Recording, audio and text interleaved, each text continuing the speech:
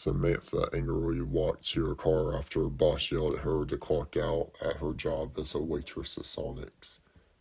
One of the men at a table she was bringing food to made a hurtful comment about her weight. She got so mad she decided to pour a whole ball of hot sauce in his Diet Coke. The man told the manager, and Samantha didn't hesitate to admit she did it. As Samantha pulled out the parking lot, she was thinking of how she could blow off some steam. She decided to go out to the Boba joint down the road from her work she always would hit on Friday. She loved the pineapple surprise drink. She pulled in and entered the business and had to wait in the line of 5 people. When she finally ordered her drink, she waited at a chair for a couple minutes. When they finally announced her name, they brought her drink. She was happy to finally have one part of her day go right. When she got in her car and took a sip, she noticed something different.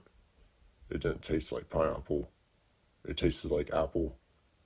When she got worried as she realized this, and her worry quickly turned to panic as her throat started to swell until it became hard to breathe. She was allergic to apples. She quickly searched her car for her EpiPen. She started to feel faint from the lack of oxygen until she found it in the glove box. She injected it in her throat and she inhaled loudly as her airway opened back up. After breathing and getting herself together, she quickly became furious. She stormed back into the establishment and started to yell at the employee that served her the drink. "How could you mistake pineapple for apple? Are you freaking retarded? I almost died. Next time, get it right." The worker started to tear up a little and walked into the kitchen. After Samantha saw his reaction, she started to feel bad about what she did. She decided to just go home. After arriving home, she deeply regretted yelling at the worker. However, what was done, and she was still really stressed out from the day, so she decided to just watch TV and went to bed a couple hours earlier than usual. A few weeks later, the incidents of that day were put into the back of her mind as she decided to not think about them. Her boss didn't continue to give her a hard time, and she has been having a pretty stress-free few weeks. As usual on Friday this week, she decided to return to the Boba shop. She hadn't gone to the past couple weeks due to not wanting to encounter the man she yelled at due to the guilt. But today she decided she needed to go apologize and get the drink she liked. She came to the shop that had no line, and the worker instantly noticed her as she approached him. She told him profusely how sorry she was about the things she said and asked him to make the drink. She was sure he wouldn't mess it up this time. The man brought her the drink and told her, "Don't worry, this one's pineapple." She thanked him before leaving to sit in her car as she took a sip. Yeah, this one was pineapple. Little did she know the flavor was the least of her problems. She pushed the straw to the bottom of the drink to suck up one of the black Boba balls sitting at the bottom.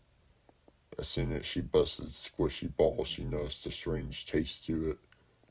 She noticed it had a meaty taste to it, and it felt completely different. She sucked up one to her mouth and spit it out to examine it. Her jaw dropped as the realization hit her. It was a small eyeball. She got out of her car and threw up on the pavement. When she went back in to talk to the worker, he was gone. She was able to show the manager the drink, and they were able to find out his address.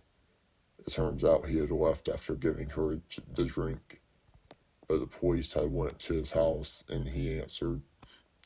The worker denied everything, but the manager showed the police security footage of him pulling out the chicken eyeballs he had in a plastic bag in the freezer and putting them in her drink.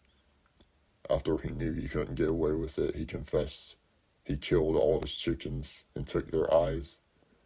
He admitted he did this the day Samantha had told him, "Next time, get it right."